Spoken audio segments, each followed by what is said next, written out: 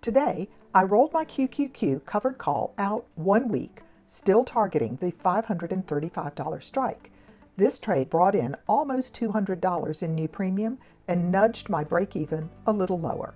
It's a small step, but it improves my overall position by reducing risk and adding income without capping upside too early. Let me show you how it fits into the bigger picture. The $535 covered call has a net liquidity of negative $1.5. I have realized 99.59% of the profit in it. The market will be closing in about 90 minutes, so this is a great time to roll it out 7 days. I click on the position, roll selected, and I choose a new expiration date of June 27th.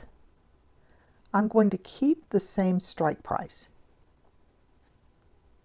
Last week, on Friday, June 13th, I sold to open a covered call with a strike price of $535. At the time, the share price of QQQ was $531.28. It has dropped a little bit this week, but even with the share price pulling back almost $4, I can still generate a pretty good net credit on this roll. The order filled at $2.01 per share for a net credit of $199.68. Because my average investment per share is pretty low, $415.32, I'm going to use the current share price as my collateral value. The 100 shares that I'm using to secure this call are worth $52,775.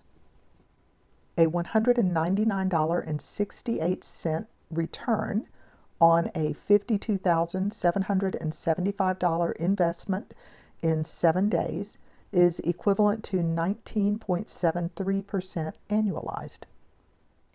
I'm Patricia Saylor.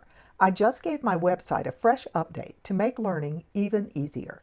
It's packed with practical tools, video links, and educational extras to help you follow along and build confidence. I hope you'll visit and explore the resources for yourself. I'll pin a link in the first comment.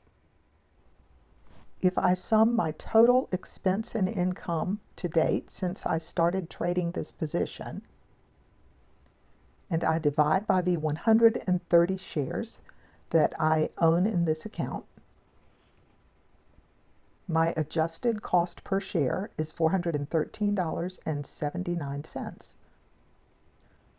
Looking at the overall position, I have 130 shares with a value of $68,630. The covered call has a negative value of $205, which is what it would cost if I wanted to close the position today. And I also am short an out-of-the-money cash secured put expiring on July 31st. As long as the share price stays above $515, the $918 of extrinsic value will erode from this position. But if I wanted to take everything back to cash right now, I could receive $67,505. The total expense, subtracted from the net liquidating value of the position, is $13,712.23. If you're building a position like mine, these small moves matter. Subscribe to follow my trades and educational content, and check out the spreadsheet I use to track long-term performance. It's available on my website.